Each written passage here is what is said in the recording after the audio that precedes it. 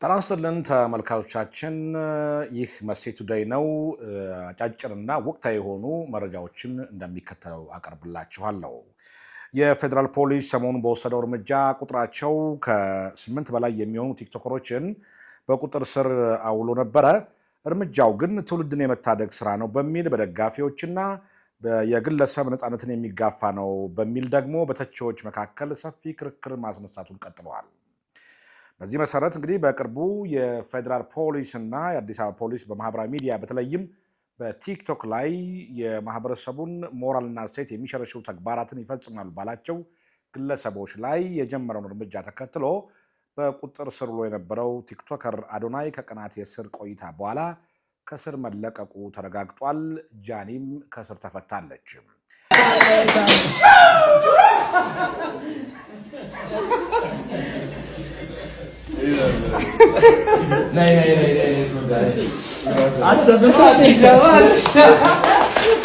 ይሁንና አዶናይ ከእስር በመውጣቱ የተለያዩ ሀሳቦች እየተሰነዘሩ ይገኛሉ።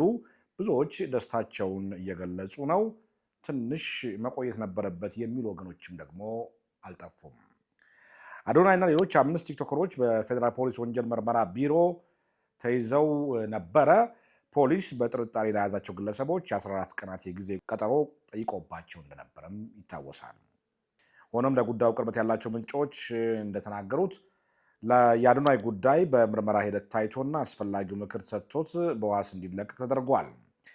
ከስር የመለቀቁ ሂደት ከቅርብ ቀናት ወዲህ እየተነሳ ካለው ጉዳዩን በሽምግልናና በምክር የመፍታት አዝማሚያ ጋር የተያያዘ መሆኑ ተገምተዋል።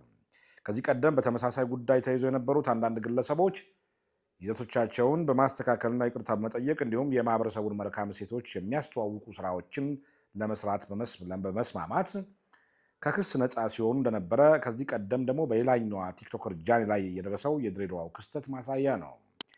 የአዶናይም መለቀቅ ተመሳሳይ ሂደትን የተከተለ ሊሆን እንደሚችል አስተያየት ሰጪዎች እየተናገሩ ይገኛሉ።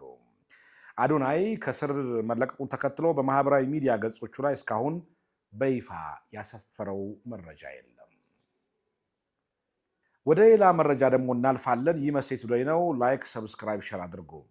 ድምፃዊ ፀሐዬ ዮሐንስ ተሸልመዋል። በሙያዬ ምሳሌ ሁኜ ከተገኘው የነ ጥላሁንና የነ መሐሙድ ልፋት ከንቱ አልቀረም ማለት ነው ብሏል ተወዳጁ ድምፃዊ ፀሐዬ ዮሐንስ። በሰሜን አሜሪካ አትላንታ በየዓመቱ ምሳሌ ግብረሰናይ ድርጅት የሚከናወነው ምሳሌ አዋርድ የ2025 የሽልማት ስነስርዓቱን በከፍተኛ ድምቀት አከናውነዋል።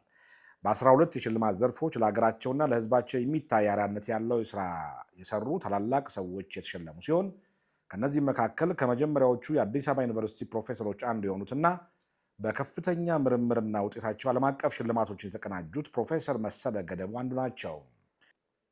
ፕሮፌሰር መሰለ ባስተማሯቸው ዶክተሮች ታጅበው የክብር ካባ ሲጎናጸፉ ለእኔ ትልቁ ክብር ይህ ነው ብለዋል።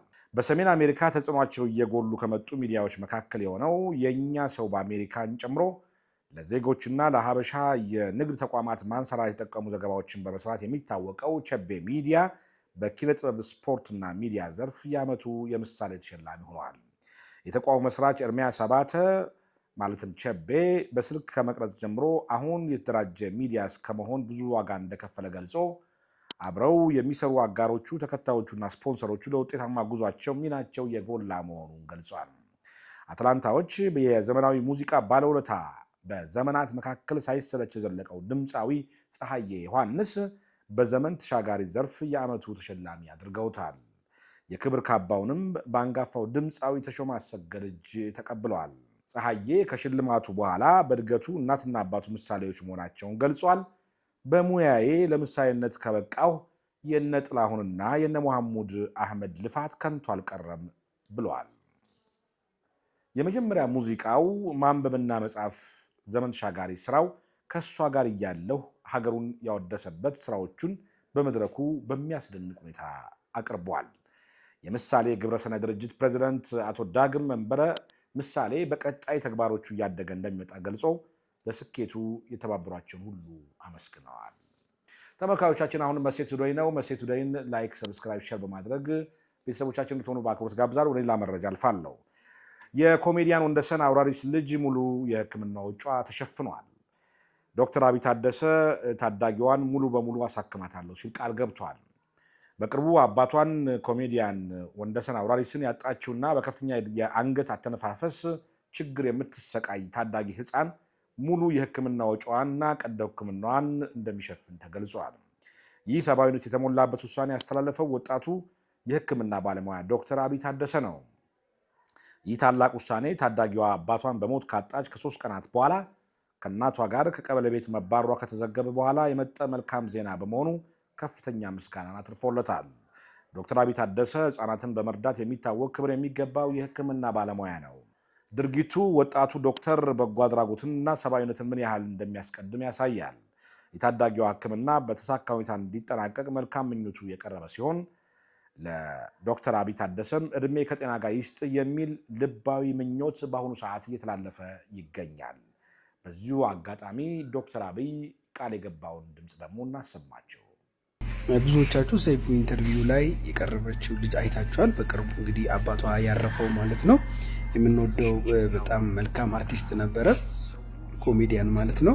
እንግዲህ እዛ ቪዲዮ ላይ እንደሰማችሁት ሆስፒታል ጋር ቀጠሮ ይዛ እንደነበርና ቀጠሮ አደርሷት ነበር። ግን አጋጣሚ ይሄ አይነት ዱብዳ እንዳጋጠማቸውና እንዳለፋቸው ቀጠሮ ነበር የተናገረችው። ያው የሚሰራ ኦፕሬሽን ነገር ነበራት። ስለዚህ እንደ አጋጣሚ ሆኖ ይሄ አይነት ዱብዳ አጋጠማቸው። እውነት ለመናገር የሰይፉ ላይ የነበረውን ኢንተርቪው ሳይ ልጅቱ በጣም የምታሳዝን በቃ አይኗ ቁልጭ ቁልጭ እያለ በጣም ተጨንቃ ነበርና እኔ በጣም ነው ውስጤ እየተሰማኝ ያዘንኩት። ሰይፉም እንግዲህ እኔንም አውርቶኛል።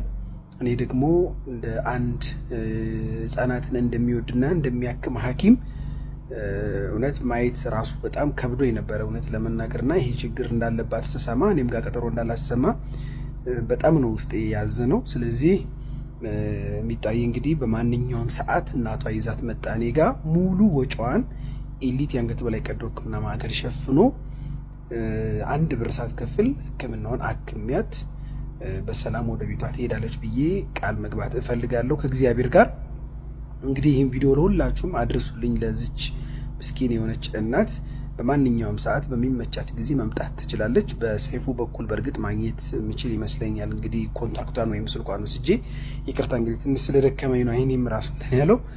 እንግዲህ ሰይፉም ኦፊሻሊ ነው የጠየቀኝ። ስለዚህ እኔም ኦፊሻሊ ጥያቄህን ተቀብዬ ሚሚዬን በምችለው አቅም በሙሉ አግዤ ከፈጣሪ ጋር ከዚህ ችግር የምትላቀቅበትን መንገድ አመቻቻለሁ ብዬ መናገር ፈልጋለሁ። ሁላችሁንም በጣም ነው ማመሰግናችሁ፣ በጣም ነው መወዳችሁ።